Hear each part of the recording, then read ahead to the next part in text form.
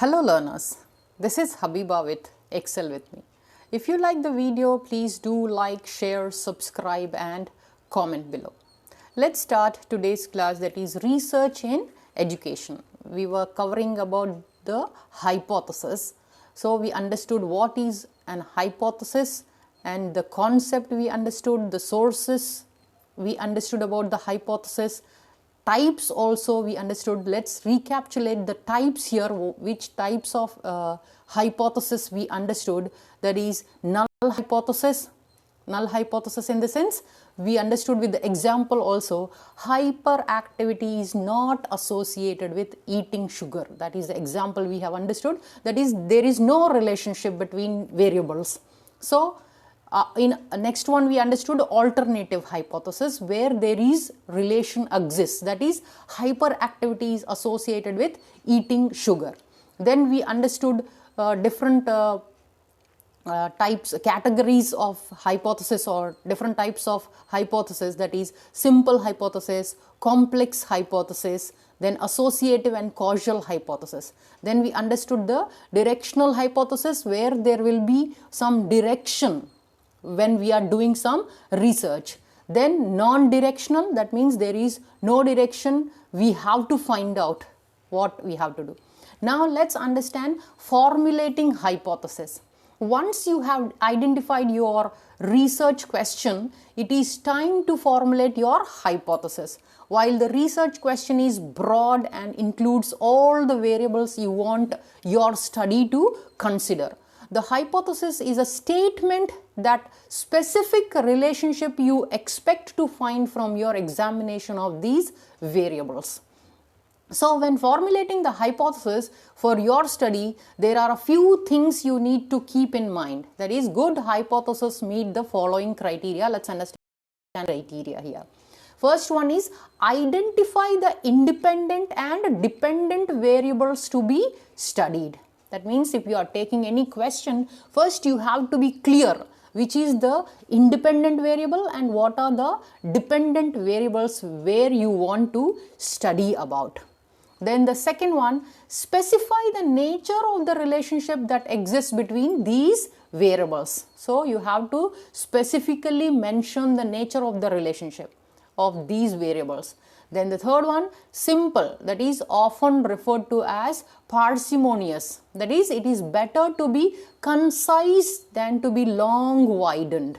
It is also better to have several simple hypotheses than one complicated hypothesis. That is very important. Then, does not include reference to specific measures. That is, does not refer to specific statistical procedures that will be used in analysis.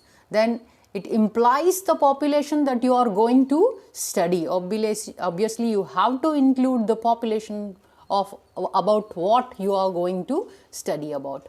And also it is falsifiable and testable. That is, your hypothesis, null hypothesis, may be accepted or rejected. That is false. It should be falsifiable, which should also be testable. The hypothesis should be tested. Then, as indicated above, it is better to have several simple hypotheses than one complex one. So, several simple hypotheses we can have. There is no relationship between the academic achievement of the boys. There is no significant difference in the academic achievement of the girls. There is no significant relationship between academic achievement of boys and girls. Like that, simple you can take rather than taking the long one complex hypothesis.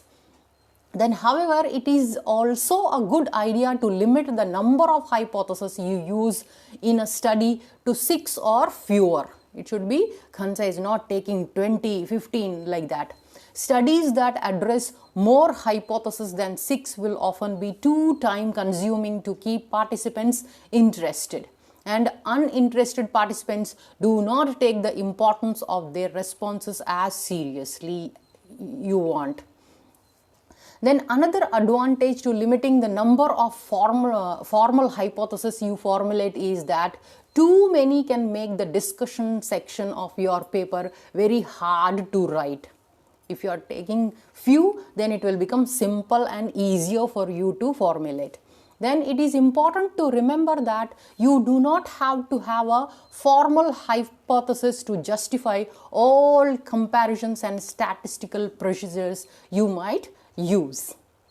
Then for instance, it is only when you start doing exploratory analysis of your data that you realize that gender is an influencing factor. You do not have to back up and write a hypothesis that addresses this finding. In fact, it is better in most cases to not to do this. You can report any statistical findings you feel are relevant, whether or not you have a hypothesis that addressed them.